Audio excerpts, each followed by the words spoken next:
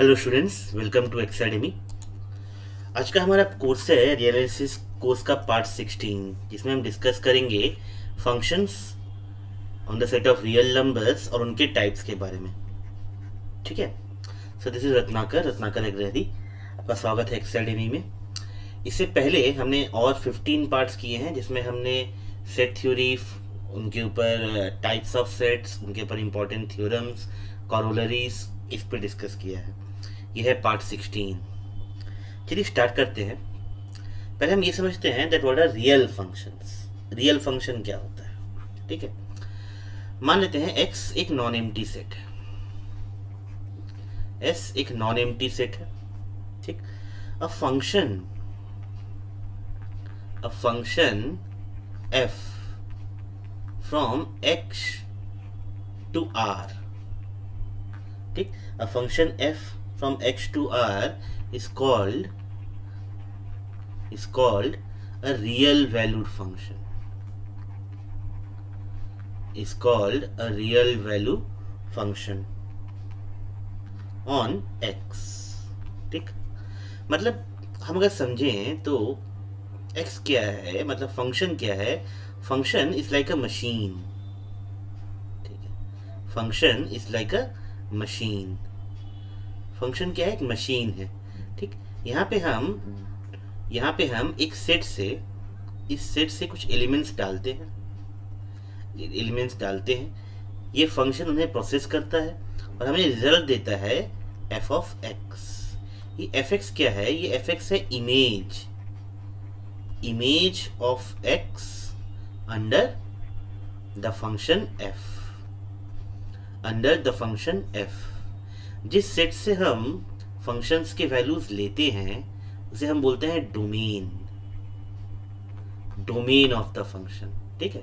और जिस सेट पे ये फंक्शन का इमेज वैल्यूज लेता है उसे हम बोलते हैं कोडोमेन।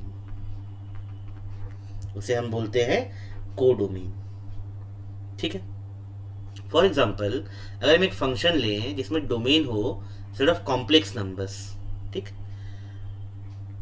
और डिफाइन करें इसे सेट ऑफ रियल नंबर्स पे, define by F of Z equal to mod Z for all Z belongs to C. तो ये क्या है? ये एक रियल वैल्यूड फंक्शन है ना। ये एक रियल वैल्यूड फंक्शन हुआ ऑफ कॉम्प्लेक्स नंबर्स का।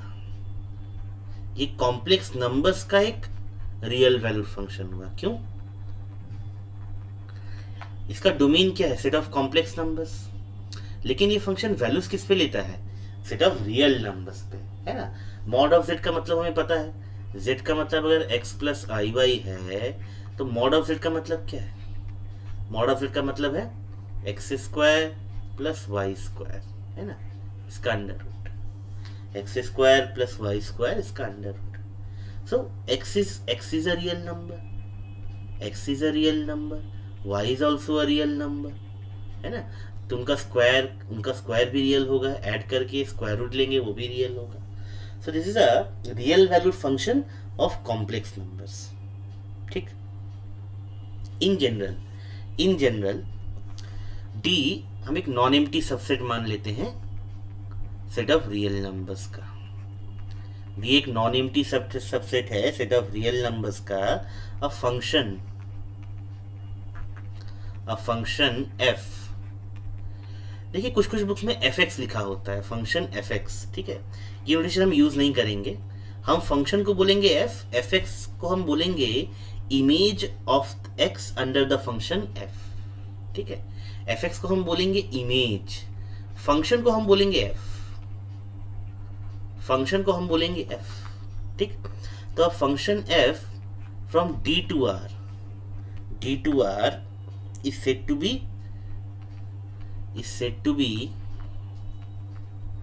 a real valued function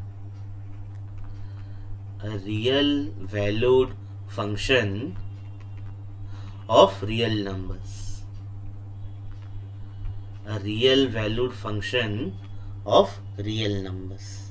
ठीक है। डी को हम बोलते हैं डोमेन, डी को हम बोलते हैं डोमेन, ठीक है।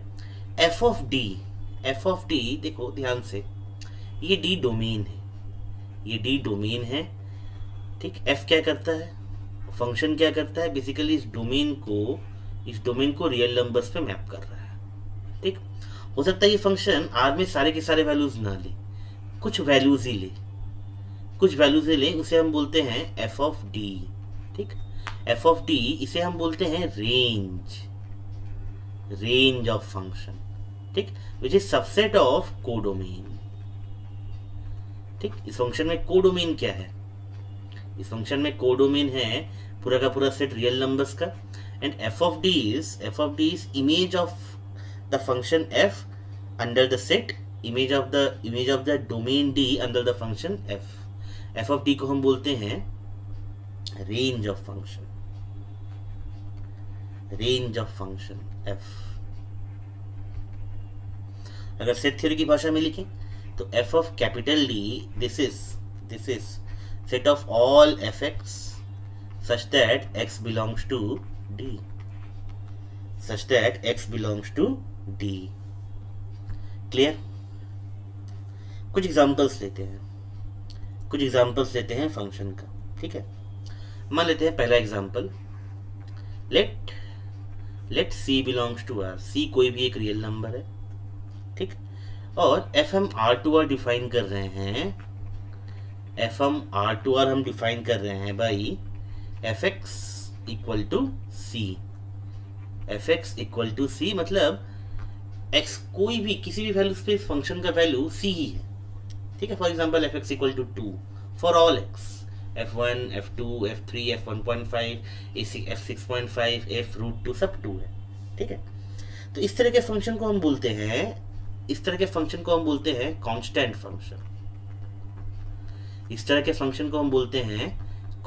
फंक्शन, ठीक। इसका रेंज क्या है, इसका रेंज एक सिंगलटन सेट है C,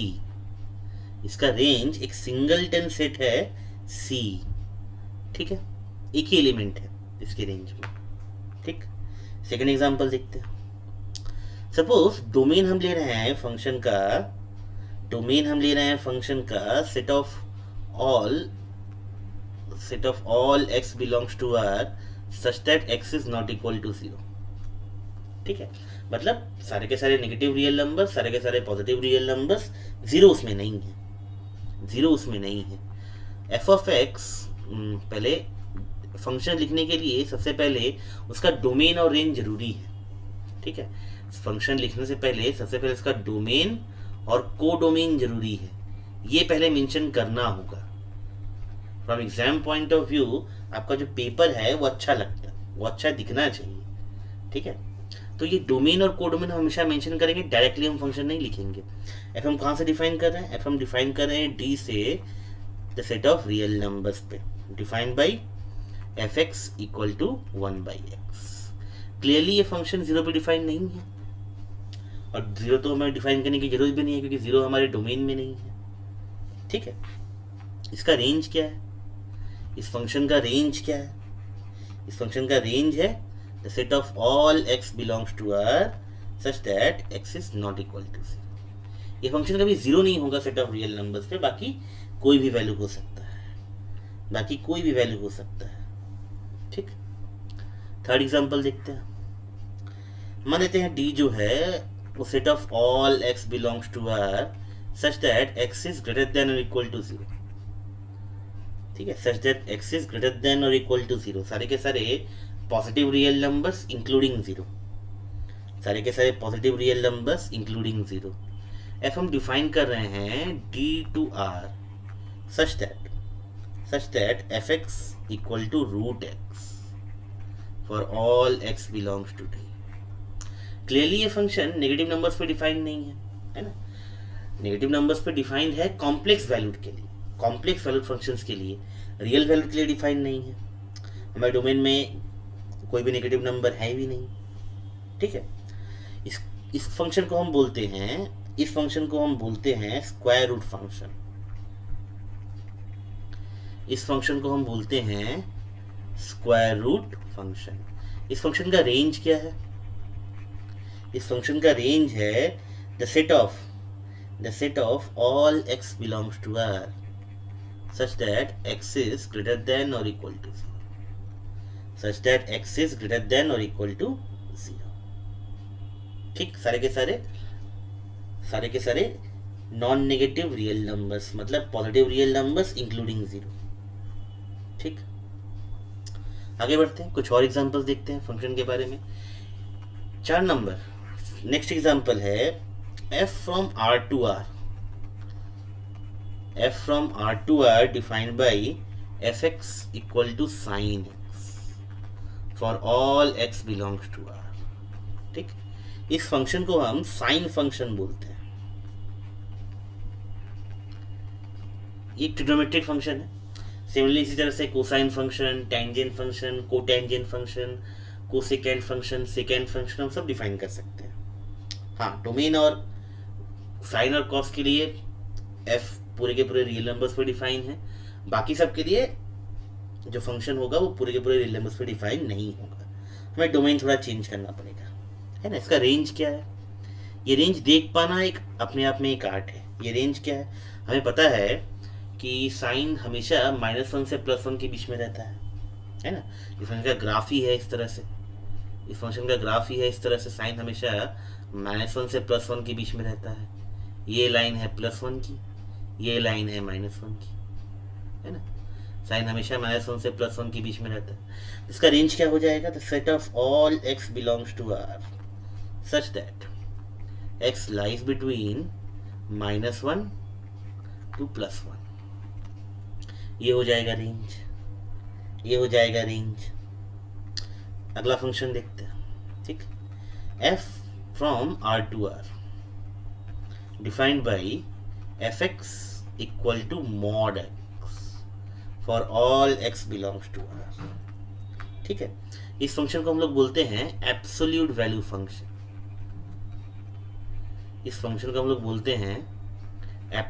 वैल्यू फंक्शन।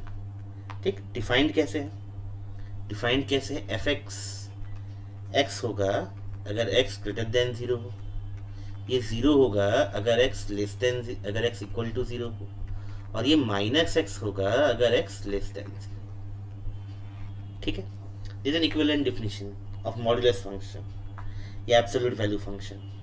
ठीक है, किसी बुक में मॉड्यूलस फंक्शन लिखा रहता है, किसी बुक में एब्सोल्यूट वैल्यू फंक्शन लिखा रहता है। रेंज क्या है इस फंक्शन का,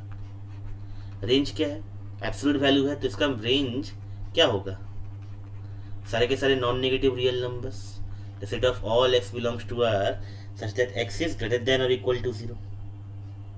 ठीक है, नेक्स्ट फंक्शन हम देखते हैं। 6 number function f from R to R divided by fx equal to signum x for all x belongs to R। इस फंक्शन को हम सिग्नम फंक्शन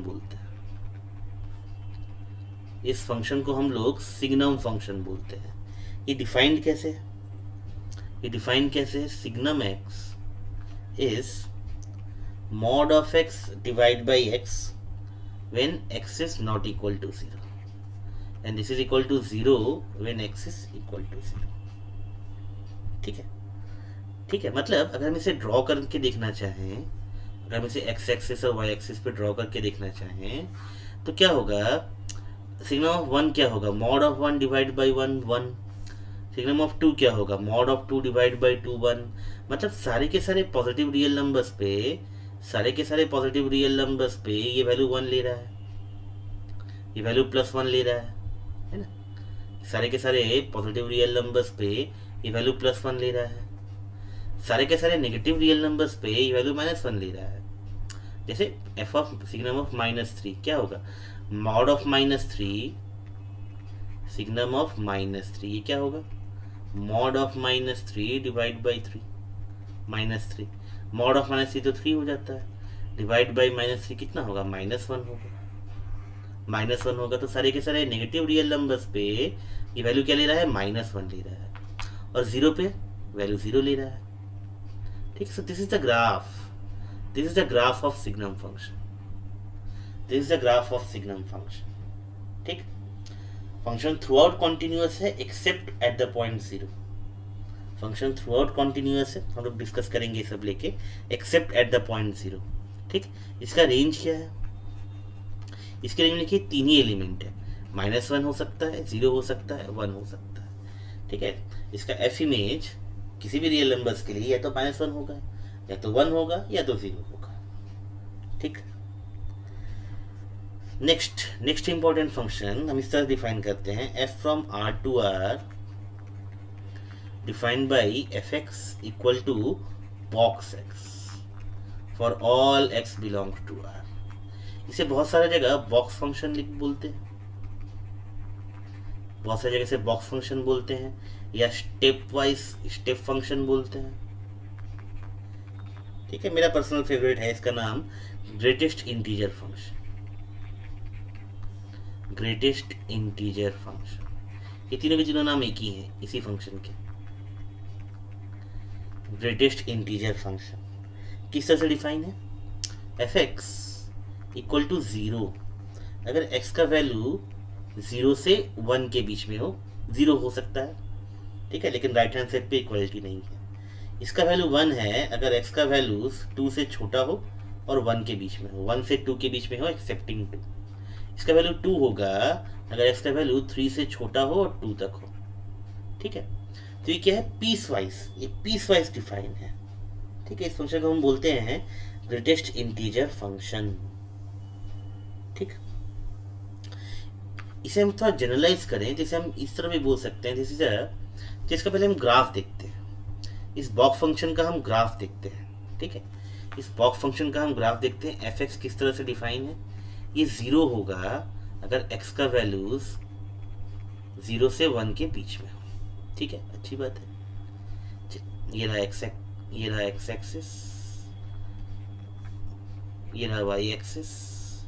फंक्शन किस तरह से डिफाइंड है?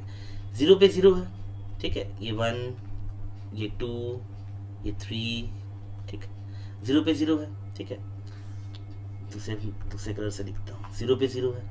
ठीक, तो 0 से लेके 1 तक पहुंचा नहीं है, 1 से पहले तक इसका वैल्यू 0 है। ठीक, जैसे ये फंक्शन 1 पे आया, इसका वैल्यू क्या हो जाएगा? 1 हो जाएगा। ठीक, और उसके बाद 2 तक पहुंचा नहीं है, इसका वैल्यू क्या रहेगा?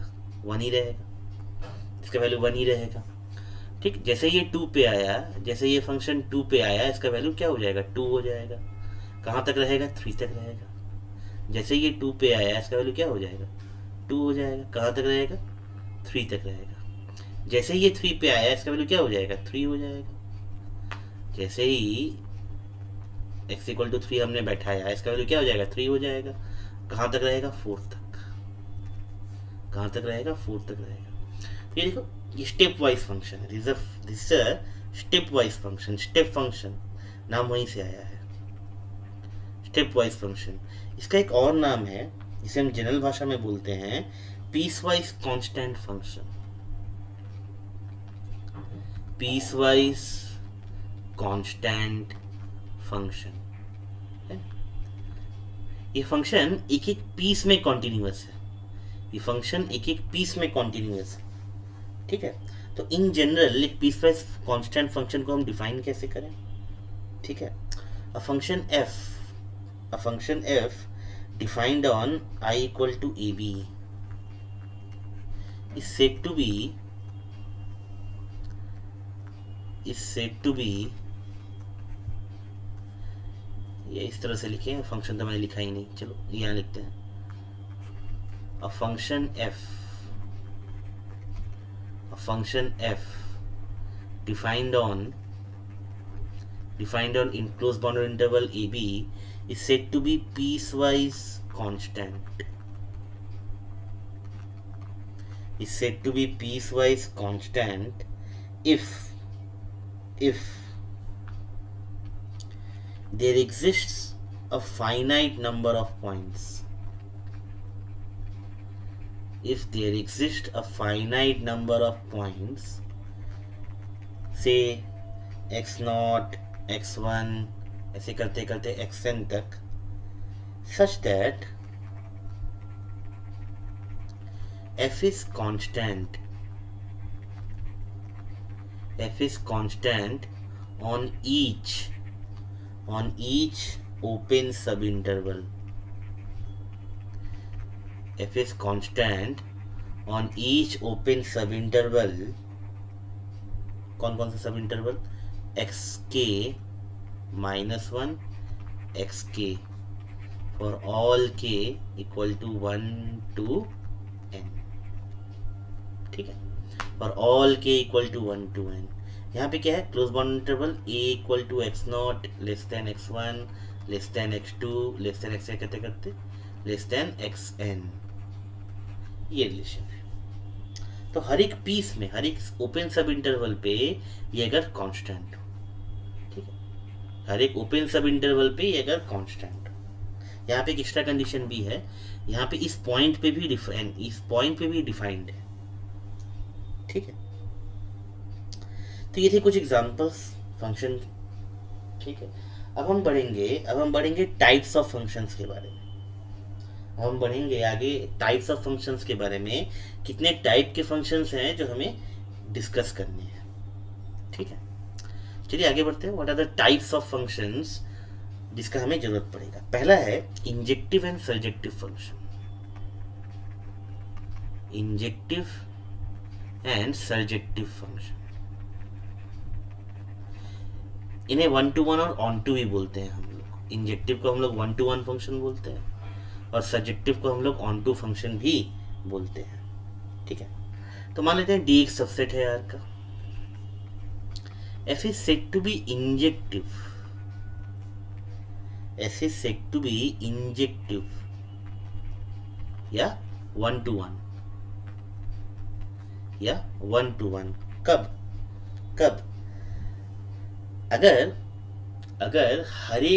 अगर हर एक पॉइंट पे फंक्शन डिस्टिंक्ट वैल्यूज ले. अगर हर एक पॉइंट पे जो फंक्शन है वो डिस्टिंक्ट वैल्यूज ले. ठीक है, if for any two distinct values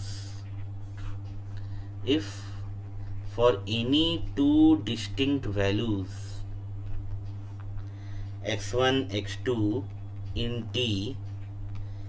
D function का जो वैल्यू है, मतलब the functional values fx1 and fx2. इसलिए हमने fx को फंक्शन नहीं बोला है. fx1 क्या है? Image of x1 under the function f. fx2 क्या है? Image of x2 under the function f. ठीक है, अगर ये डिस्टिंक्ट हो, ठीक है, अगर ये डिस्टिंक्ट हो, ठीक. f को हम सर्जेक्टिव फंक्शन कब बोलेंगे? जब उसका डोमेन और रेंज, उसका कोडोमेन और रेंज दोनों बराबर हो. जैसे let D be a subset of R and E be also a subset of R. ठीक है, a function f from D to E is said to be surjective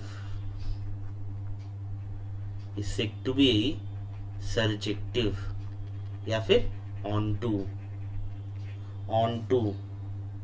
if f of D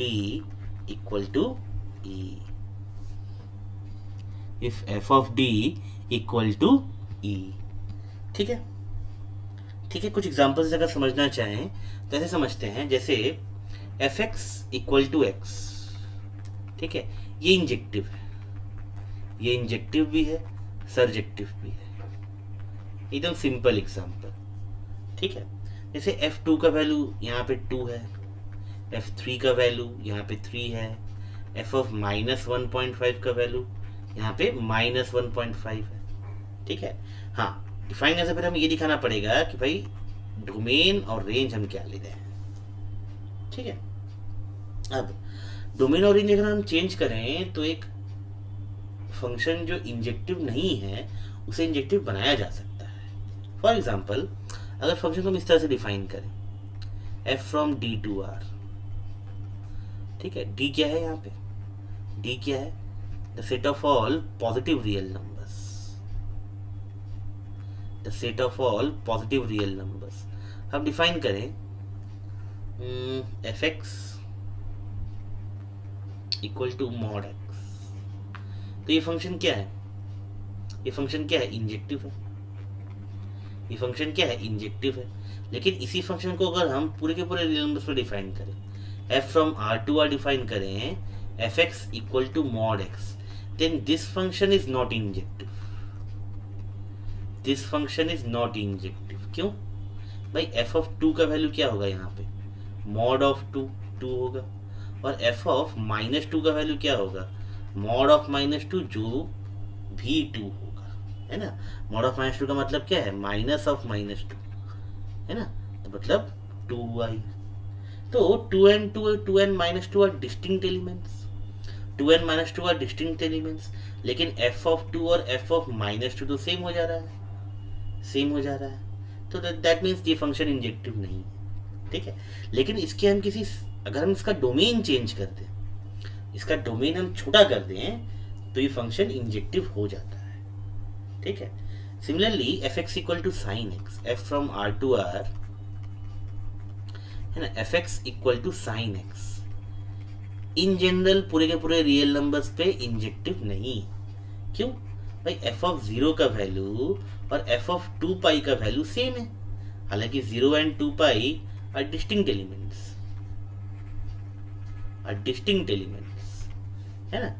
लेकिन इसी को function को अगर हम इस तरह से डिफाइन करें, f from 0, π/2 to the set of real numbers f x equal to sine x for all x belongs to 0, π/2। अगर इस सब इंटरवल पे हम डिफाइन करें तो ये फंक्शन इंजेक्टिव है,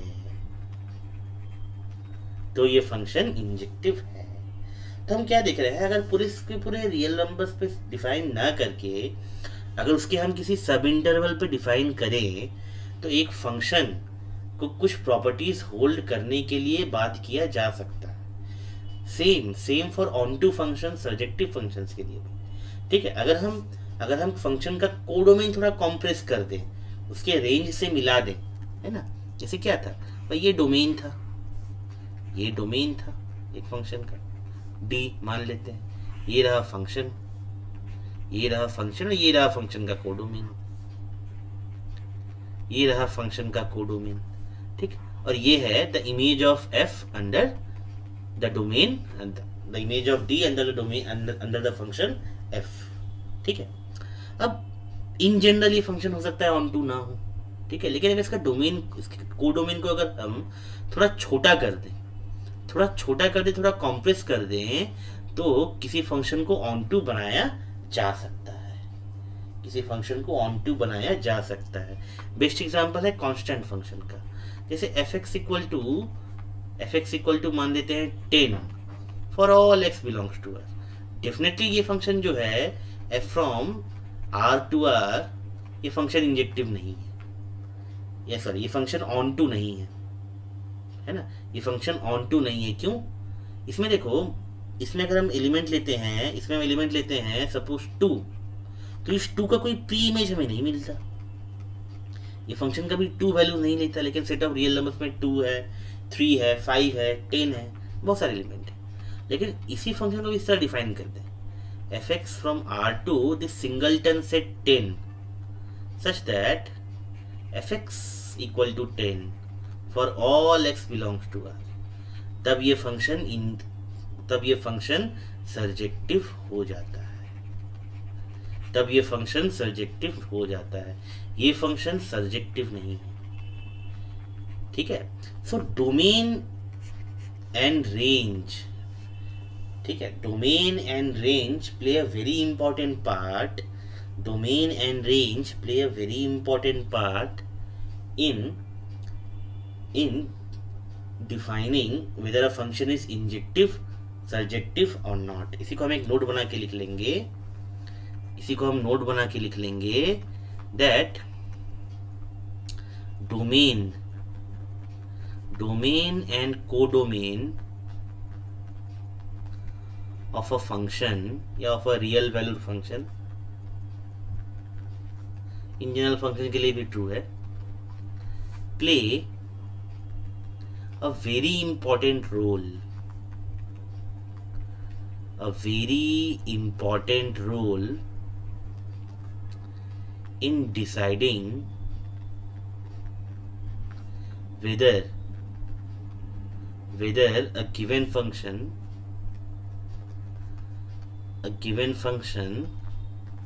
is injective or surjective or not. ठीक है। और यहीं से मोटिवेट होके हम रिस्ट्रिक्शन फंक्शंस को define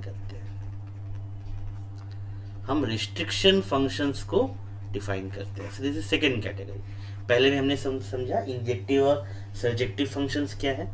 this are another type of function that are called restriction function. ठीक है, कैसे डिफाइन करें? लाइक डी एक सबसेट है आर का और F from D to R define है। ठीक है, हम क्या करें, हम एक डी नॉट ले लें इस डी का सबसेट, ठीक, और एफ को डिफाइन करें from D not to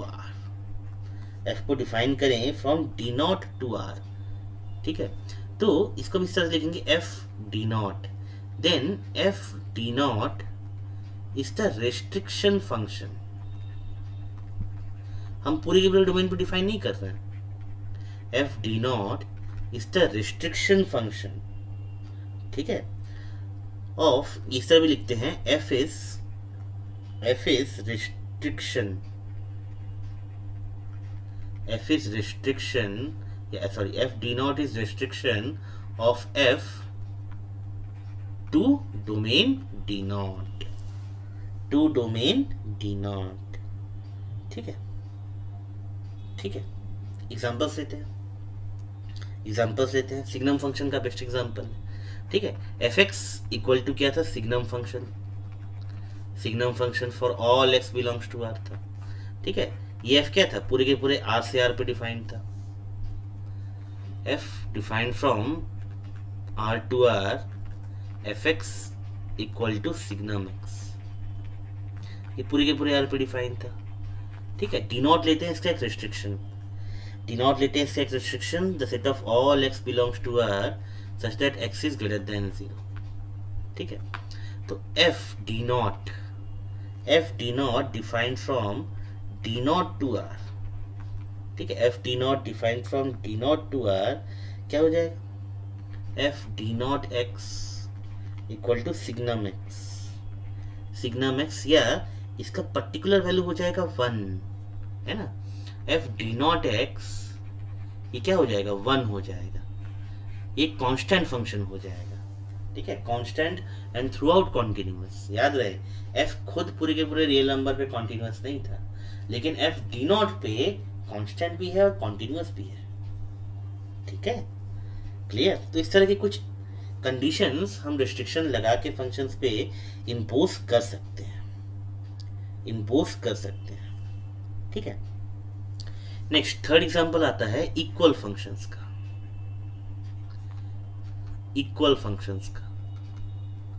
what are equal functions? Equal functions हम किसे बोलते हैं? दो फंक्शन इक्वल तब हैं, F from D to R and G from D to R are equal if they have the same domain। उनका domain same होना चाहिए, याद रहे, if they have the same domain। ठीक, and fx equal to gx for all x belongs to this domain,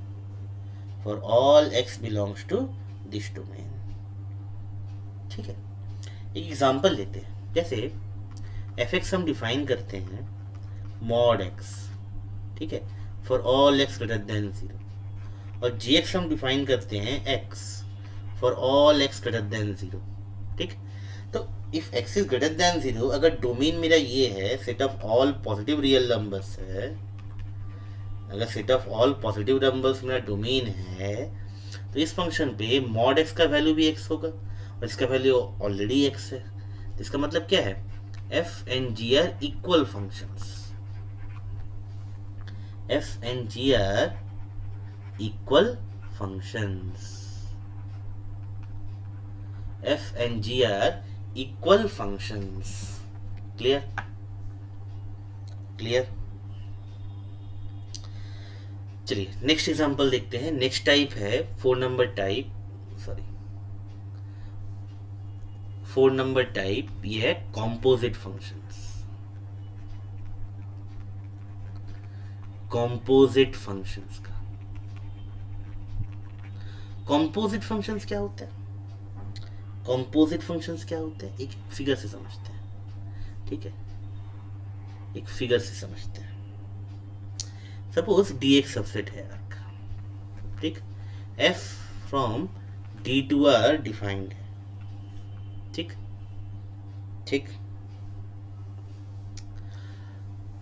तो ये मान लेते हैं कि डोमेन डी है, F from D to R defined है, ठीक है। मान लेते हैं इसके अंदर एक सबसेट है ई, मान लेते हैं ई का एक सबसेट है, ठीक है। और जी एक फंक्शन डिफाइंड है, जी एक फंक्शन डिफाइंड है from E to are,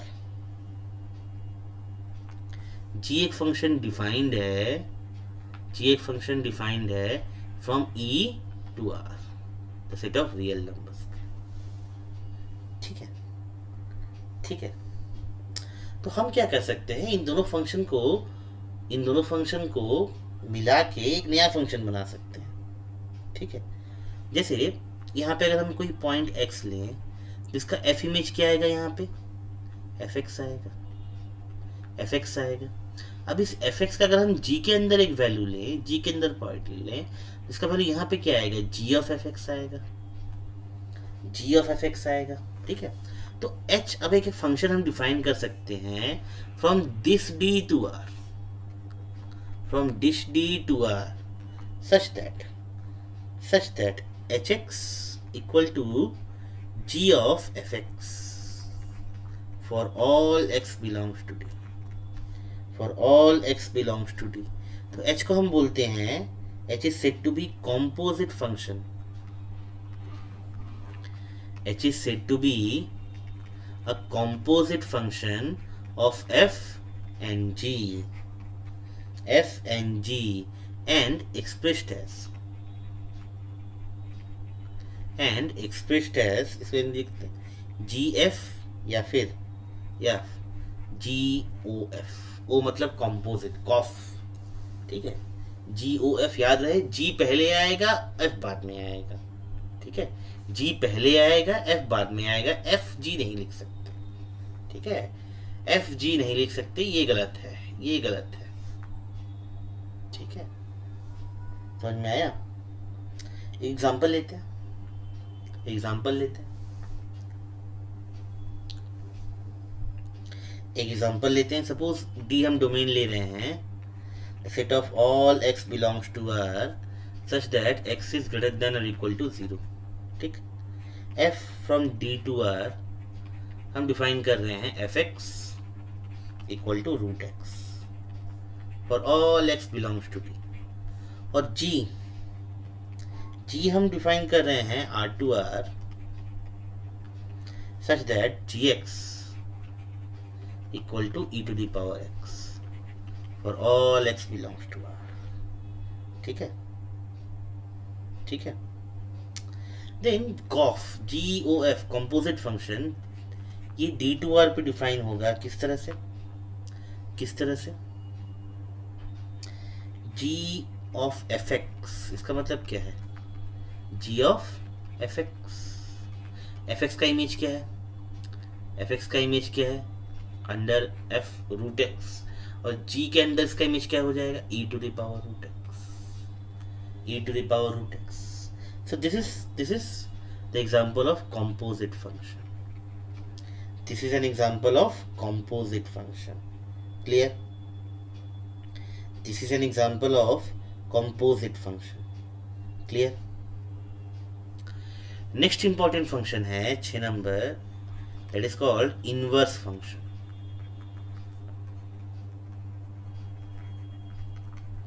inverse function ये क्या होता है? ये क्या होता है भाई? इसके लिए कुछ क्राइटेरिया है जो सेटिस्फाई होना चाहिए। Let D be a subset of R, ठीक है। F from D to R एक इंजेक्टिव फंक्शन है। याद रहे, इनवर्स फंक्शन डिफाइन करने के लिए जो प्राइमरी फंक्शन है वो इंजेक्टिव होना चाहिए, 1 to 1 होना चाहिए, ठीक है। अदरवाइज ये फंक्शन डिफाइन नहीं होगा, अदरवाइज ये फंक्शन डिफाइन नहीं होगा, ठीक। मान लेते हैं एफ डी सबसेट है ई का, ठीक है। एफ डी सबसेट है ई का, ठीक। Then F from D to E, F from D to E, F C subset के ऐसे पूरा का पूरा ई मान लेते हैं। F from D to E, ठीक। F from D to E ये क्या है? ये इंजेक्टिव भी हो जाएगा एज वेल एज, क्योंकि हमने इसे इक्वल कर लिया है, सर्जेक्टिव भी हो जाएगा, सर्जेक्टिव भी हो जाएगा, ठीक है। सर्जेक्टिव भी हो जाएगा। तो अब हम इनवर्स फंक्शन डिफाइन कैसे करें? अब हम इनवर्स फंक्शन डिफाइन कैसे करें? हर एक y जो ई में है, हर एक y जो ई में है वो किसी न किसी का f इमेज है, तो किसी न किसी का f इमेज है। तो g from e to d हम इनवर्स डिफाइन कर रहे हैं, define by g of y equal to x, ठीक है। वेयर f ऑफ x जहाँ पे y था, f ऑफ x जहाँ पे y था, ठीक है। कैसे डिफाइन करें? फिगर से समझते हैं, बेटर समझ में आएगा। ये लिख लीजिए, ये आप लोग लिख लीजिए, उसके बाद हम फिगर पे लिखते हैं तो ये ज़रा बेटर समझ में आएगा। इसका जब हम फिगर बनाएंगे तो ये ज़रा बेटर समझ में आएगा।